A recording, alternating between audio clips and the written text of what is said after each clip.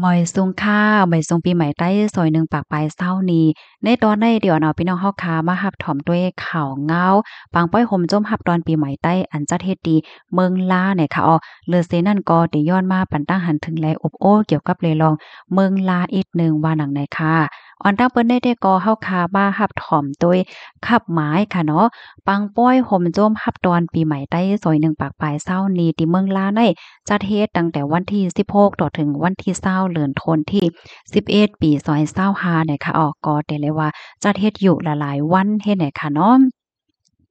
ในปางป้อยในก็ได้มีรองต้งหนึ่งจอมหนังฟิงเฮ็ดฮ้อยและมีปางมนต์ซื้อห้องเพลงกวามค่ะได้มีผู้ห้องเพลงกวามในปื้นตีและผู้ห้องเพลงกวามจื่อเสียงใหญ่หลายดีหลายตั้งมามนต์ใจปันว่าจังหนังไหนเนี่ยค่ะกำในค่ะเนาะปอดอนตอนหนึงเนี่ยค่ะก็ได้ไขย้อน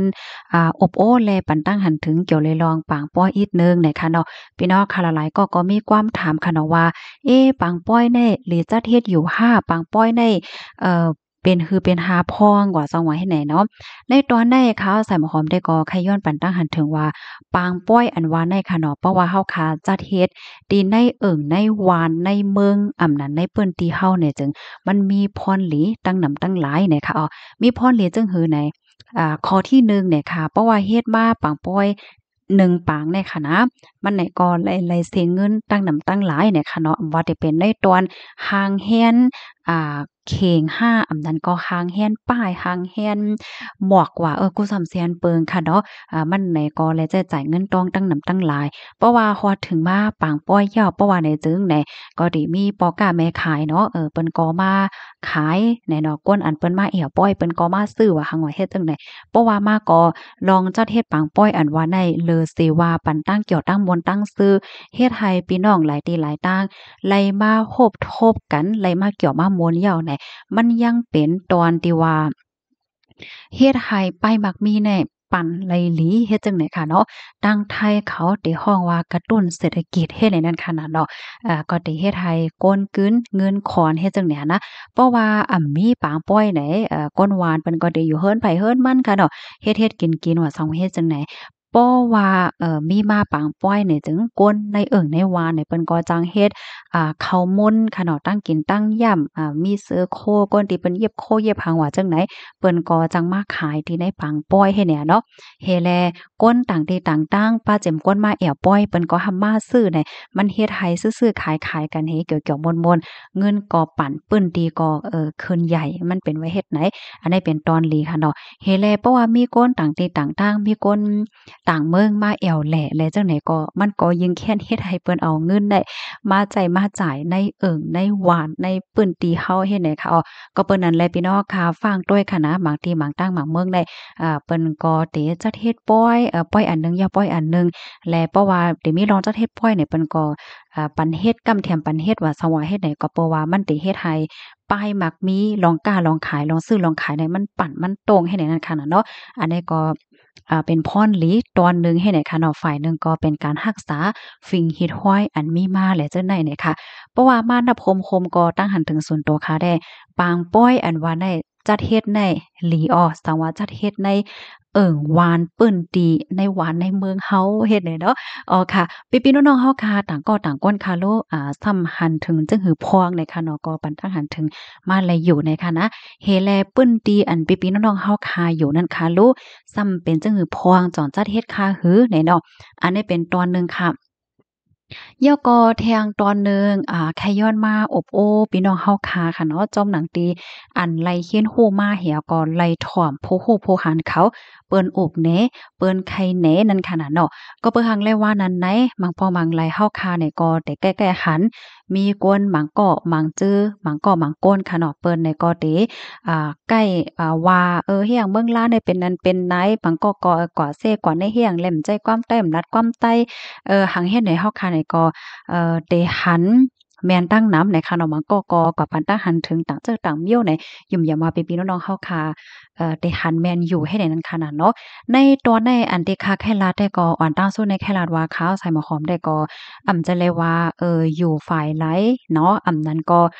มีอคติให้ลาด5สัง5เฮ็ดไหนก็จื้อนั่นค่ะน่ะเนาะปอดอ่อนตอนหนึงจอมหนังอันที่หันแหวก็เลยเฮียนฮู้มาให้ก็ใครมาแชร์ในกันเฮ็ดแนวเนาะเพราะว่าเฮาค้ามาโดยในใต้เฮาในเฮาก็ได้มีตับซึกค่ะเนาะตับซึกปอดห้องปอดจานปอดออกเนี่ยค่ะเนาะเหมือนจังหนังเมืองล่าเนี่ยก็เป็นตับซึกเมืองใต้ปอดออกโค้งให้แน่เจ้าแม่นค่ะอันที่เฮาคาไล่หัน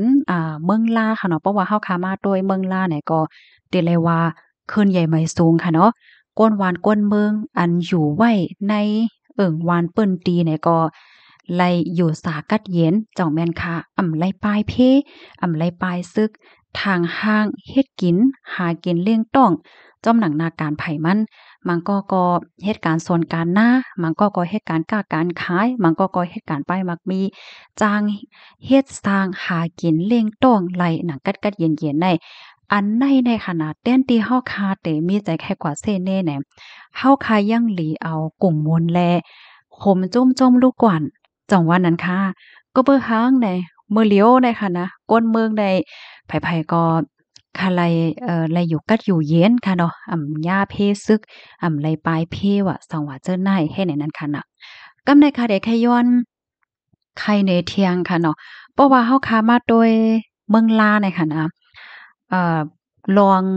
งเงาลายและลองเฮ็ดลองตั้งซ้างเนี่ยค่ะมันเต๋คล้ายๆเหมือนกันดั้งเมืองสิงคโปร์ค่ะนะบ่ลาจังไหนพี่น้องค่ะมันก็จะมีความถามเหอะเฮียงเลยว่าจังนั้นแหน่ เฮียงเลยว่านั่นใจค่ะเพราะว่าเฮาค้ามาด้วยสิงคโปร์ในหลายๆก็ได้ย้ำยินค่ะเนาะเมื่อวันตั้งค่ะก็ย้ำยินก้อยกับค่ะก็สิงคโปร์เนี่ยค่ะก็ถามว่าเป็นก้นสิงคโปร์ว่าห่างว่าให้เนี่ยเนาะเฮแลมื้อปีกายที่ป่นมาค่ะเนาะก็ค่ะเนี่ยก็ไล่มีตื้อต่างค่ะเนาะกว่าที่สิงคโปร์เนี่ยสิงคโปร์อันว่าในค่ะเนาะมันก็ได้มีเหมือนจังหนังก้นหลายๆคือค่ะนะเปิ้นมาอยู่โฮมๆจ้อมกันเปิ้นโฮมกันค่ะนะ เมื่อนางสิงคโปร์ได้มีพี่น้องแขเนาะพี่น้องแขพี่น้องอินเดียพี่น้องมาเลย์พี่น้องพี่น้องฝรั่งพ้องแค่ไหนค่ะเนาะเพิ่นก็มาโฮมกันแล้วก็ปกป้องวานเมืองวานเปิ้นติแล้วก็จื่อก็ว่าสิงคโปร์เฮ็ดให้นั้นค่ะน่ะก็ในเพราะว่าเฮาค่ะด้วยมาด้วยแทงในตอนของภาษาที่สิงคโปร์ได้ได้มีอยู่4ภาษาค่ะนะภาษาที่เป็นทางการที่ใจที่ในหลีกลายเหมือนจังหนังในวัด ในไหวในหังได้ก็จะเป็นอังกฤษค่ะเนาะเฮียก็อันที่เปิ้นเพราะว่าเฮาคากว่ามาต่างตีต่างตั้งเหมือนจั่งในรถไฟว่าหังว่าในเฮาได้หันเลยว่ามันสิมีหลายๆภาษาเหมือนจั่งอังกฤษ5เข5มัลเลย์5ฮินดี5ซัง5เฮ็ดจั่งไหนอ้อค่ะในก็ได้มีหลายๆเจ้าคือค่ะเนาะเปิ้นก็มาโคมกันเฮียก็อ่าปกป้องเคินใหญ่ไม่สูงมื้อเหลียวในสิงคโปร์ต้องเคินใหญ่ค่ะโอ้เคินใหญ่นะคะเนาะว่าได้เป็นป้ายหลายป้ายสังก็เคินใหญ่ไม่สูง แต่ว่านั่นค่ะน่ะเปิ้นมีลองแจกแพ้ค่ะนะสู้เป็นเคอนั้นเคอไน้มีค่ะเนาะที่สิงคโปร์ได้เปิ้นก็อยู่โฮมฮ้อมจ้อมกันนั่งเกี่ยวๆม่วนๆแล้วก็มีลองเปลี่ยนป้ายแลกลายกันเซเน่กันค่ะนะเหมือนจังหนังสังเซ็มว่าค่ะเนาะเฮิรนตึกอันใดนี่ก็มันเหมือนหนังว่าก้นกูเคอนั่นน่ะมันก็มีศูนย์เหมือนกันเฮ็ดจังเนี้ยมันมีลองเพ่งเป้งมีลองแจกแพ้กันว่าสังว่าจังไหนแหน่เนาะอันนี้ก็พอดอนตอนหนึงมาไกลเน่ค่ะนะ พี่ๆน้องๆเขาค่ะหันถึงจึงถึงพวงเลยค่ะเนาะก็บรรดาหันถึงมาหลายอันที่คักให้มาลัดมาแชร์ในปองในได้ก็หมั่งปองหมั่งไหลในแต่นที่เฮาคาเตกลุ่มกลุ่มเซกลุ่มว่าเนี่ยนะคะให้เปิดอกเปิดใจแล้วก็เลียบเฮียนนำนั่นค่ะน่ะเนาะเฮาคาในก็เตเตอร์ปองใจกันมาเตเตอร์มีลองเข้าใจกันเตเตอร์มีลองฮักแป้งกันเหี่ยวก็ลดย่อมลองเซกันเหี่ยวก็ไหวหน้าจู้กันปันเอ็นปันแห้งกันกำเทียมกันไผไลหลีไผจ้าไผแขนก็คมจ้อมๆกันให้ในนั้นน่ะเนาะค่ะยินจมนำๆค่ะอ้อแค่พักในค่ะเลยปุยมาดีเพกเตอเมืองย่างต่างไว้ค่ะเนาะค่ะยินจมเมียนำค่ะบ๊ายส่งค่ะ